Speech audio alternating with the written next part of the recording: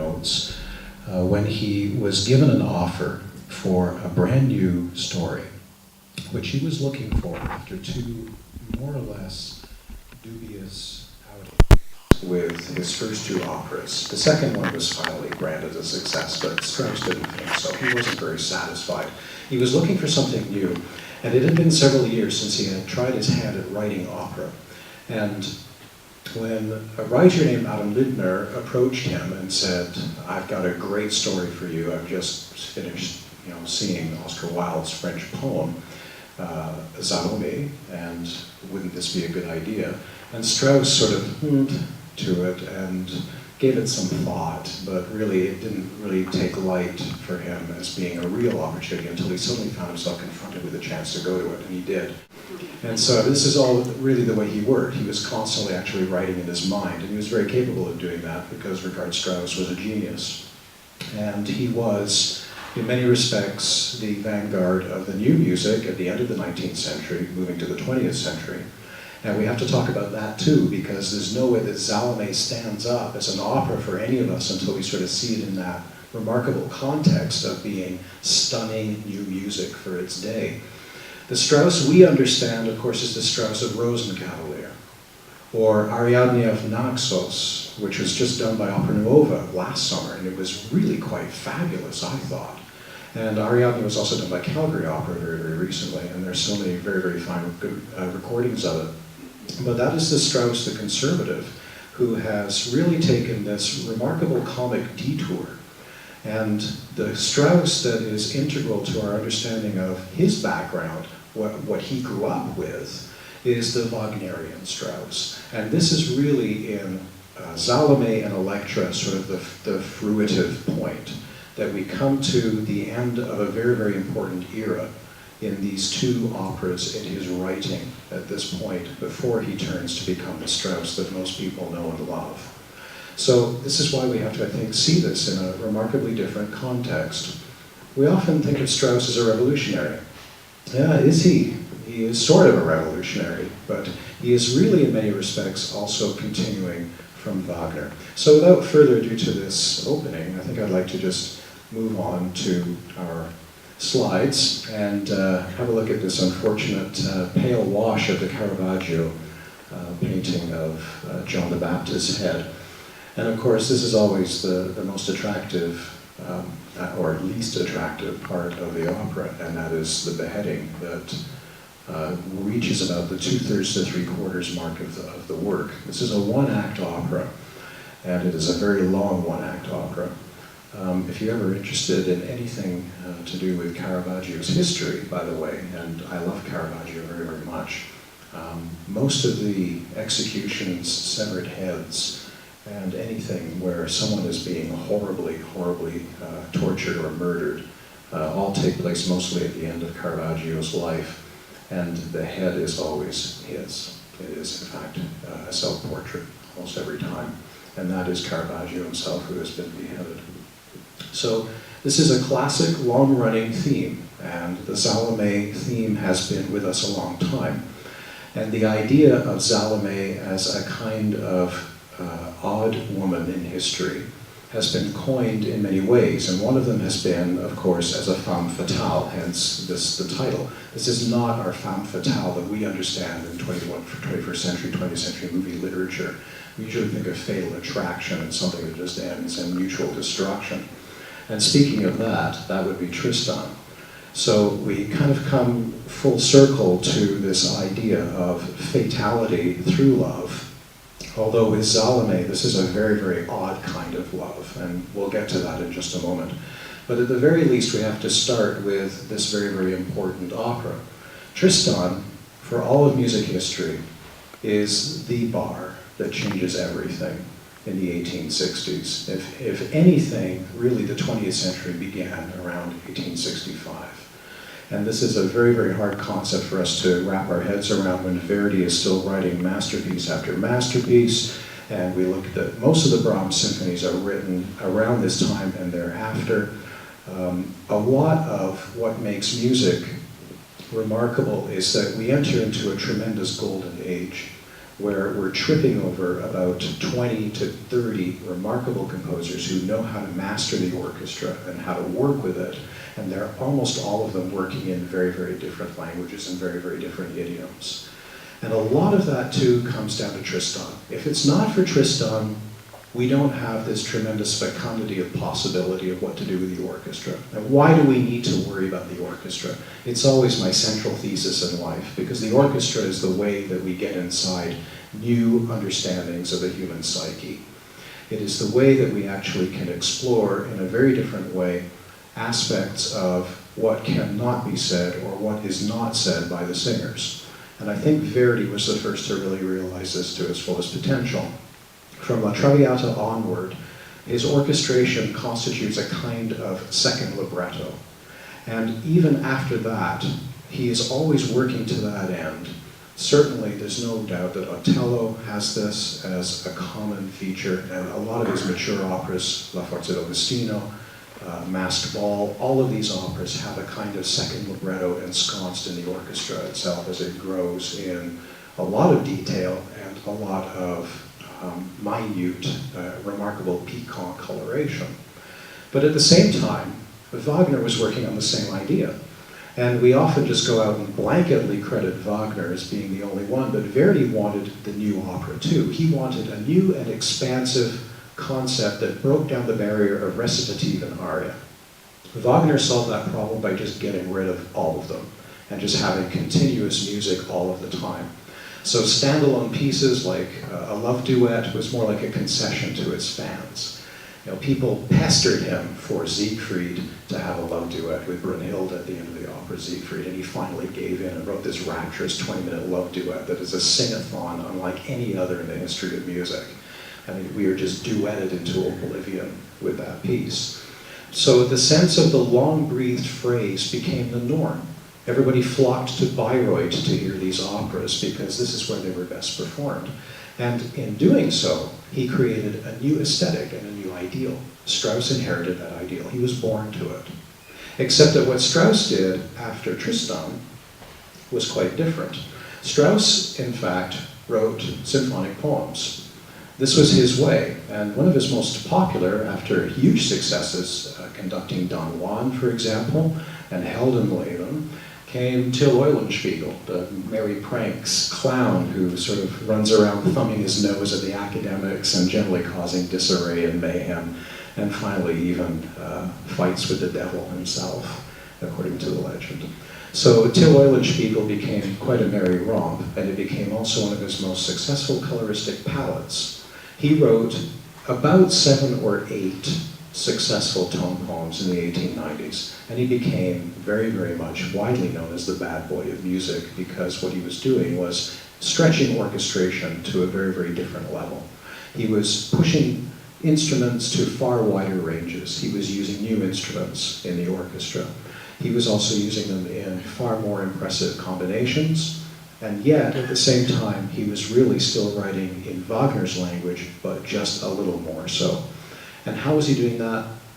Well, it was very simple for him. It was always do the unexpected. In other words, take a chord and then move away from that chord in a manner that had never been done, and then by the end of your line, resolve to a chord that is completely out of the way and unexpected. Wagner had tried to do that certainly with Tristan, because the whole point of Tristan was one long 3 or 4 hour change of key that never settles down until they're both dead at the end of the opera. And that's when love burns out, you actually have a final chord that you can say this is the end of the opera. And so the new concept here was, well, what do we do that takes us beyond that kind of restless, expanded, open tonality? Well, we move to things that people have never heard before. So if you start, for example, with a chord, such as in the opening, where Naboth, as many of you have read, Naboth is Herod's chief of the guards. And he's gazing at Salome while she dines with Herod and her mother and all of the Pharisees. And there she is, and Naboth is just thunderstruck at how beautiful she is. And he sings in F sharp minor. So without a keyboard, the best I can do is just sing you the chord. So he sings in this key, Do, Ma, Sol, And then what he does is he actually ends up 4 bars later singing do, mi, sol. Yeah, it goes from F sharp to an F major chord. And he just meanders and expands. Every little inner voice in the orchestra meanders and expands. And we go from a minor chord to a major chord a half step lower, which is very, very unusual. But Strauss is the first one to try and attempt these kinds of things, to show inner desire, a kind of passion that is something that is utterly unfulfilled longing beyond anything. And of course we'll explain what happens to poor Nareboth when he cannot contain himself after Salome is completely overcome by Johanna's beauty, and Nareboth can't take it anymore, and of course he stabs himself. So the whole prelude of that kind of writing is really a prescient take on what Nareboth's desire is going to be like. And of course, it's the beginning of the desire of all of the characters in the opera. The opera is dripping with desire constantly. Salome's irrational, unbelievable desire. Herod's lustful desire, which is repugnant. Herodias, who herself obviously has a desire for power. And on it goes. And so this is a new way to look at how we understand this basic preoccupation with one concept. It's not Verdian love. It's not Wagnerian eternal love or cosmic love. It is love and lust at a very, very basic, energetic, and very biological level. And these are things that have not been addressed.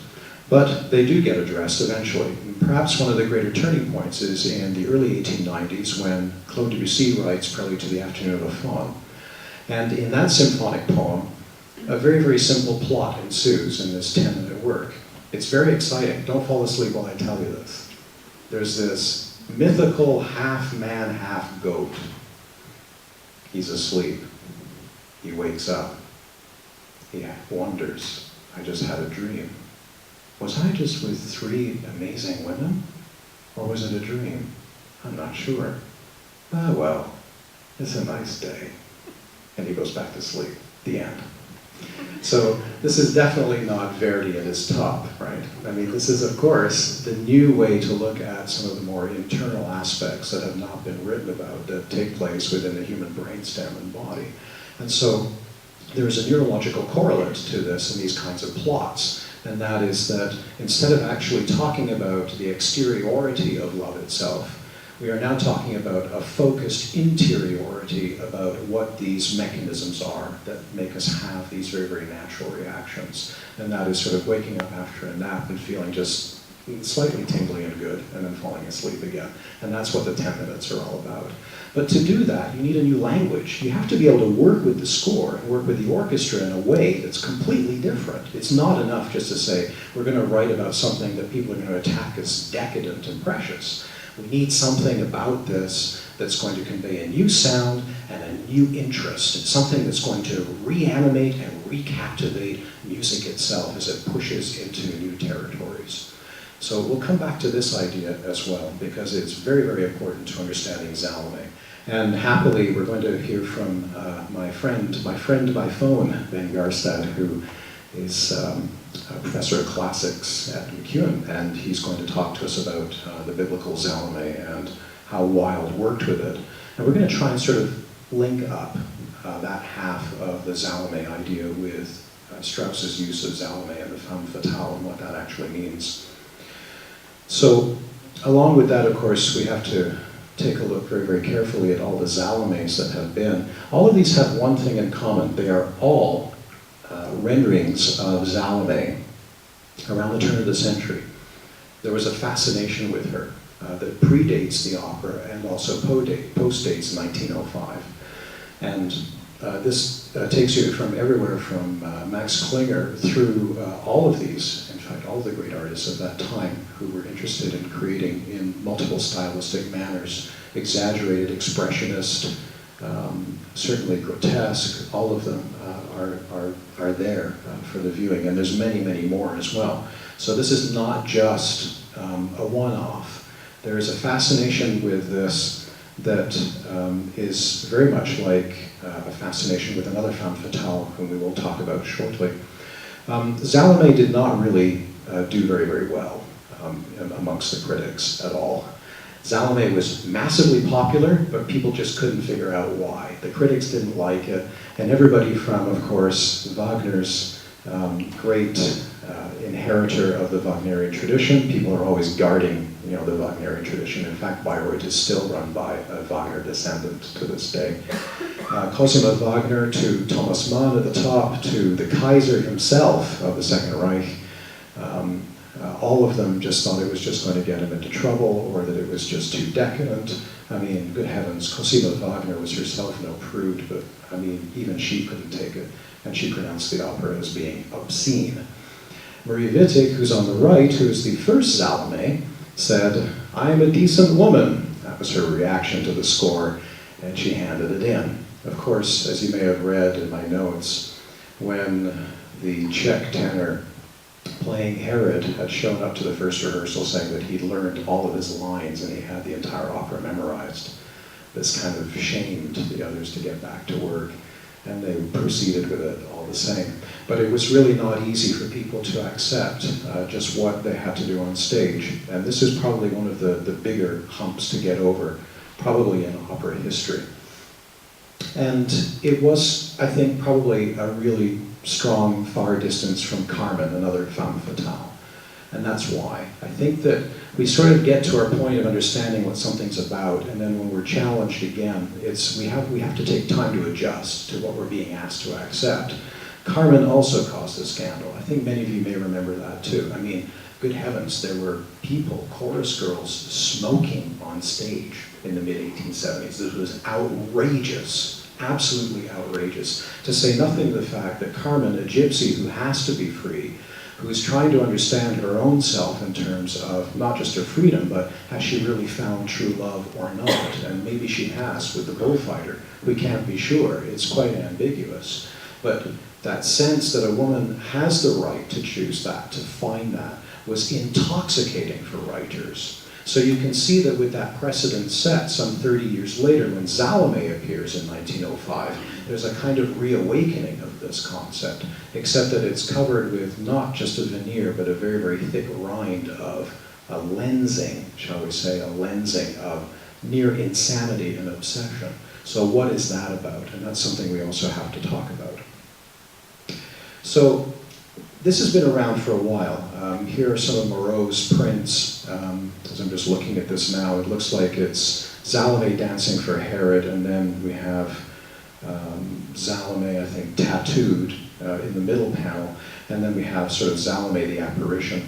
And I think that these are very, very important to talk about, and Ben is going to talk a little bit about this and address these panels somewhat, because they really do form an intriguing backdrop that we're going to talk about a little later with what Wilde saw that was important and how he came to write the poem that he wrote.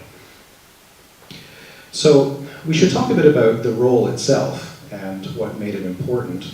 I mean, the vocal demands are immense.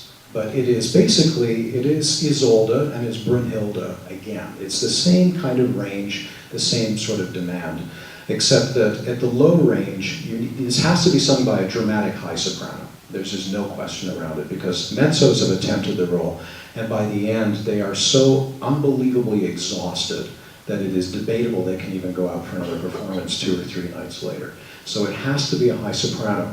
And the theory is that even though the range is just unspeakable in the sense that it dips below middle C, but it has all of the high range of the high B flats, etc., that you would come to expect, they would rather have a high soprano who doesn't have command of the low range, maybe sort of sacrifice a little bit of that low range and make several guttural pronouncements, for example, toward the end of the opera, which is where she has to actually sing at her lowest, then have a mezzo who just basically nearly has a stroke, trying to just stay in that high range, like all through the second half of the opera, because her ecstasy is so unbelievable and so unremitting that it even actually transcends Brunhilde's ecstasy when she wakes up, finds out that she's mortal, and she's just chilled when she meets Siegfried and is passionately in love with him.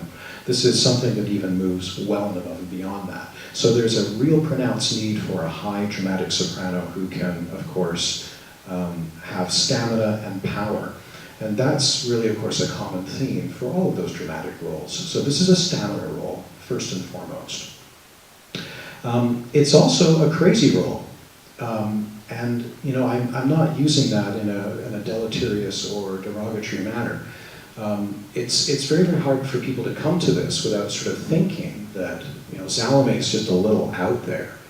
But this is something that is essential, that we have a Salome that is motivated by something inside of herself that she really can't grasp at all. In fact, when Yochanan speaks to her and she says, will you, she admires him, and finally she just wants to kiss him. She just admires his mouth. I mean, she's just overwhelmed with that love.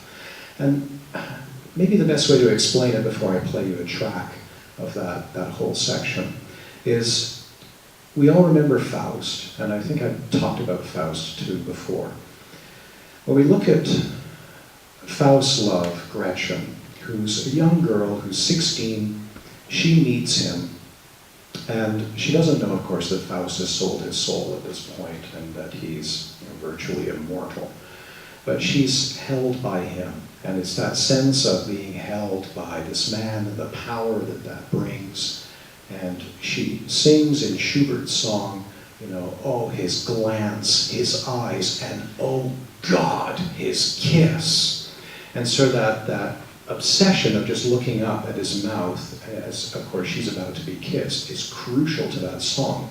And it's a brand new exploration in the history of music. But that's way, way back in the beginning of the 19th century. Now flash forward 100 years to a new obsession with a man's mouth. And think in terms of how this has come apart psychologically. That Gretchen is overwhelmed, but she's a redemptive power. Salome is interested in none of that, because Salome can't even connect with it. And one of the most important features about that whole interchange between her and Yochanan is that she says, what must I do? And he says, seek the one, seek Jesus, more or less. He's the only one who can save you. And really, even when he's repudiating her again and again, she appears to just not understand it. She's completely deaf to what he is. She only just sees him for what he can say and for what he sounds like. But content has been, there's like an erase button. It's just, she doesn't hear that she's totally scorned. And not just scorned, but I mean completely disdained for being who she is. That motive, by the way, is the Salome leitmotif. And I don't want to, sound a little bit sneering when I say this, but whatever that means. Because there's so many entangled small snippets in this opera. It's very much like Wagner in the sense that it works with leading motives, leitmotiven. But is there one for fear? Is there one for desire? Is there one for Salome? It's not specific, because Strauss didn't leave us any instructions. He didn't sort of write the key out and say this is what it is. He didn't give extensive interviews the way Wagner did. So we have some concrete information a little bit that at least this can satisfy as the leitmotif for Salome.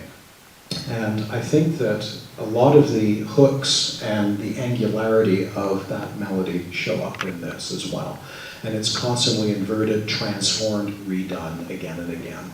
So there are, in fact, parts of this opera that do conform to some sort of cells that get transformed. So Salome is not written randomly at all. Yochanan isn't either. He may be lyrical, and this is, of course, the prophecy leitmotif. Of course, Yochanan saying, I'm not worthy to tie the sandal straps of the one who comes after me. And that's what he sings, this motive. And of course, it's majestic. I mean, for those of you, even if you don't read, it doesn't matter. This is the great part about music. You can even tell by looking at the contour and looking at just the rising motion of the quarter notes, which are in black, and the dotted half notes, that there is a movement upward toward this kind of almost a beauty, a lyricism that he cannot help himself but to sing about Jesus. This is his only goal. And his lines are suffused with that beauty again and again. But he is acerbic. He condemns, he knows what he's seen, because of course Herod, what has been left out of the opera is Herod's illicit liaison with Herodias as well, and of course that's why Herodias is constantly condemned throughout the opera, though we never really seem to know why. That was deleted by Strauss from the original Wild play. But this is what gives Yochanan his dual focus, and that is lyrical for Christ, yet acerbic in condemnation and repudiation. Of course, one of the most important sections of this, and one of the most remarkable, is the Dance of the Seven Veils.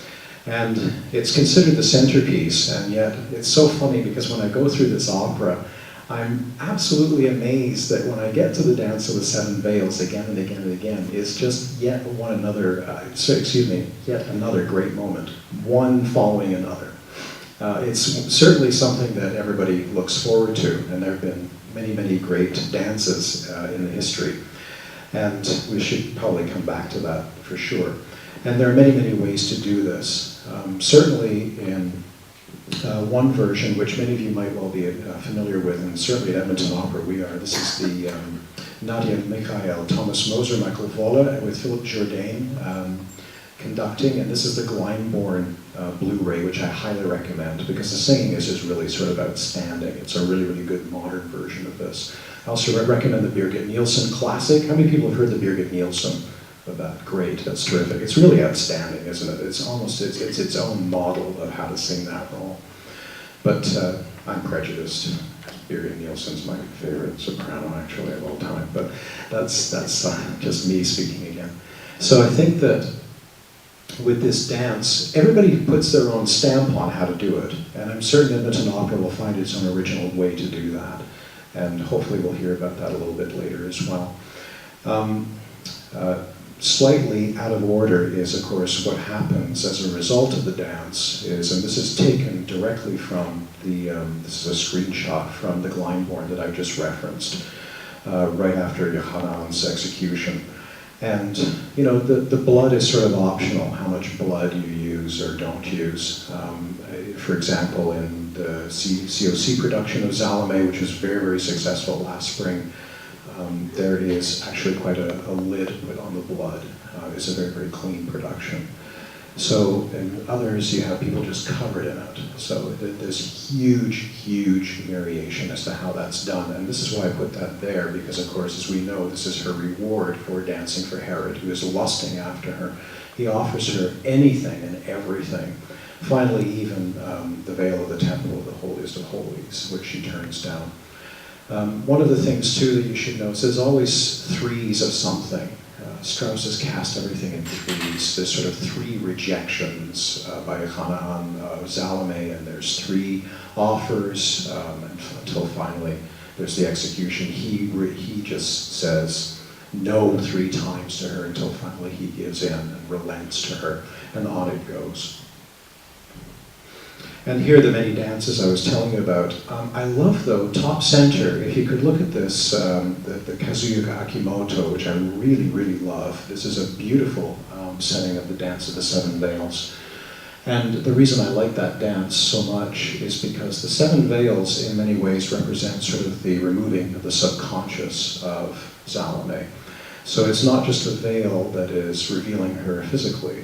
It is a veil that is revealing her psychologically and what that interior landscape might well be like.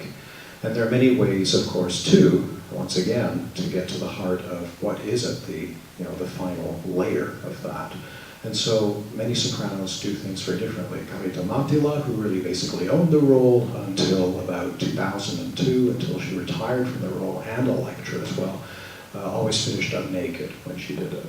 And yet, in so many ways, tastefully so. And I know that this is true because my mother saw it, and if my mother thought it was tasteful, then it must be tasteful.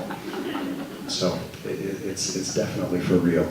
But you have various types of dances. You have something a little bit more erotic in top left.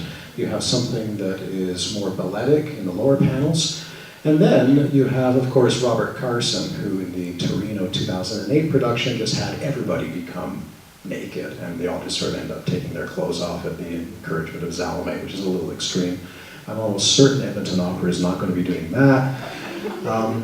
But it's just to give you an idea of how this has really kind of led to a pretext or almost an excuse to do almost anything with this thing, whether we need it or not. So this is also, again, an interesting feature about this opera, is that there's something always of the bizarre that's going on.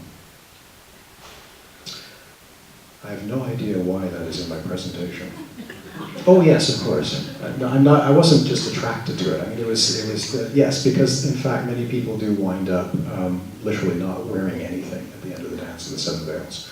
In this, this is less of a taking off of clothing and more of a transformation through light and shadow.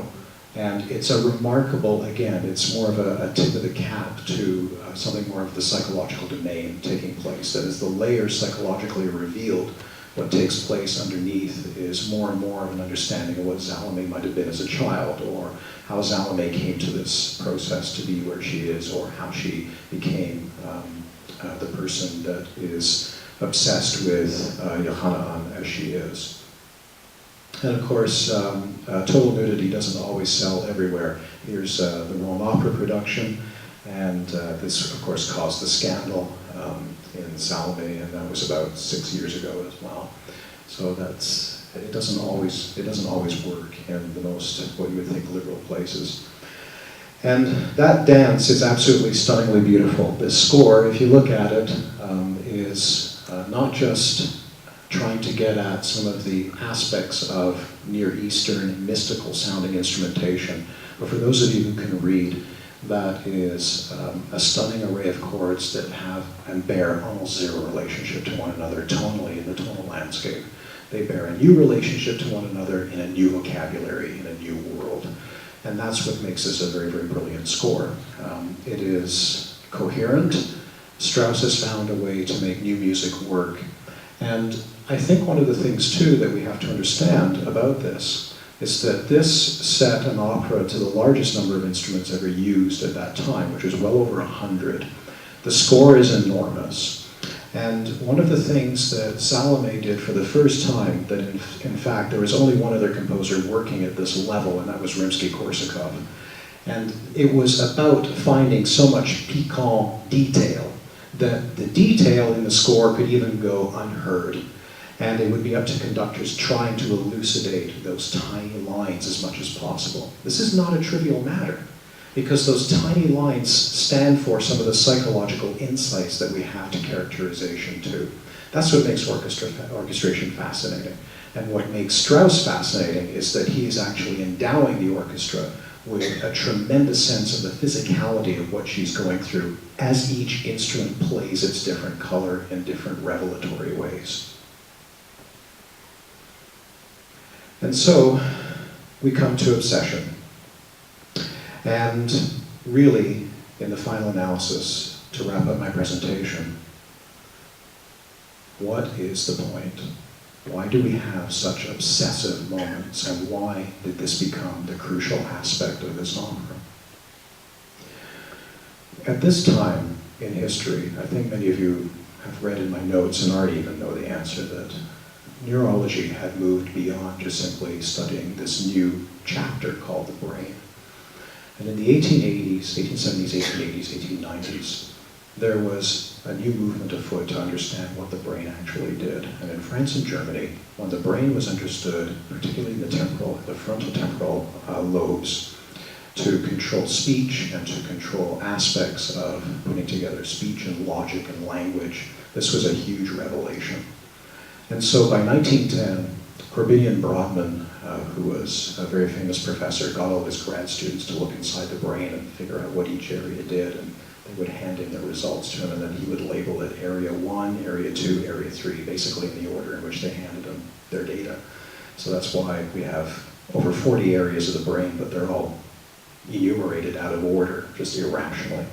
But Area 1 and so forth was the sensory motor strip, and on and on and on it went until we got to Area 41, which was for the temporal lobe for processing sound.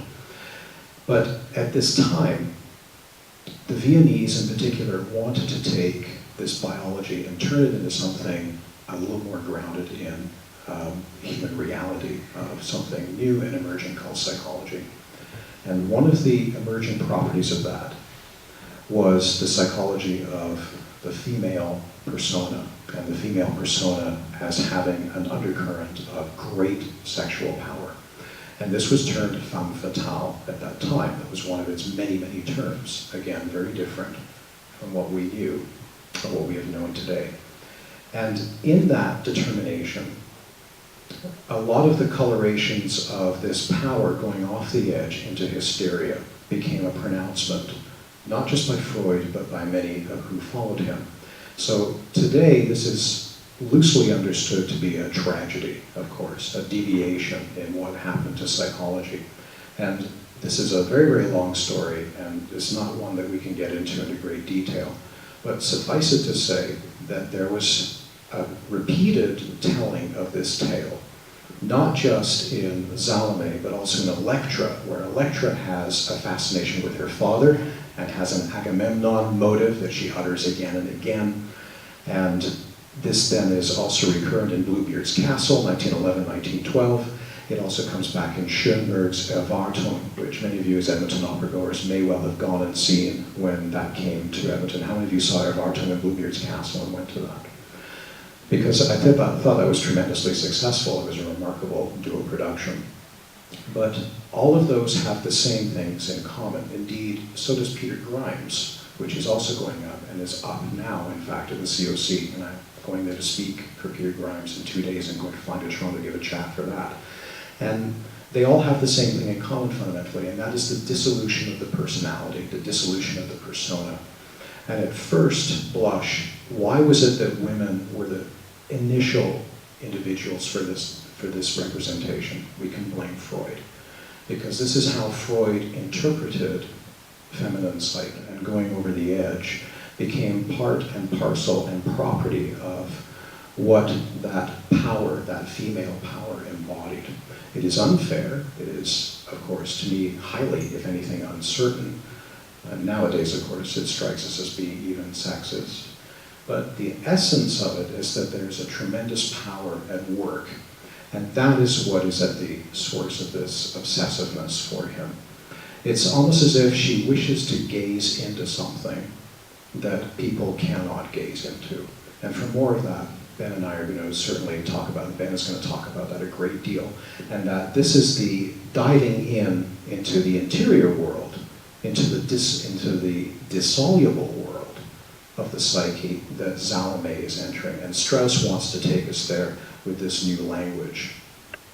It comes, of course, to the very, very end of the opera to really, really bring this home. And that is found in the very, very last couple pages, where she reaches her ecstatic peak, holding the head of Johanna after it has been presented to her. And in rehearsal figure 360, in the last few pages of the opera, we find what has been christened the most sickening chord in all opera. It is a tremendously dissonant chord. I wish I had a keyboard here to play it for you, of an A dominant 7th chord, which is here in this bar. And it's coupled against an F sharp chord as well. And it is a rather rude and awakening chord that shows what was described as an epoch-making dissonance with which Strauss takes Salome to the depth of degradation. It is the quintessence of decadence, someone called it. An ecstasy falling in upon itself, crumbling into the abyss. And so that is quite a description of the chord. Being polytonal, that is making up 2 completely different keys, 2 completely different chords at the same time. And exploring, of course, a new technique that was growing and would eventually become very popular with Stravinsky, who would make a much nicer use of it with the Petrushka chord, a really great ballet that we all love. But this polychord is really the first lasting great example, and part again of that world that Strauss wants to take us to and bring us to a kind of horrific orchestrational conclusion as well. So there's the orchestration of the 103, I think, instruments that are involved: woodwinds, brass, percussion, keyboards, and strings, including a heckelphone, which you might notice up there, which is a kind of an oboe that's pitched about an octave lower than normal. And that brings us to the end, and I'm going to now turn everything over to Ben Garstead and also to Alison Hardy, who is our Director of Lighting, and the three of us are going to have a conversation, after which time there will be questions. Thank you.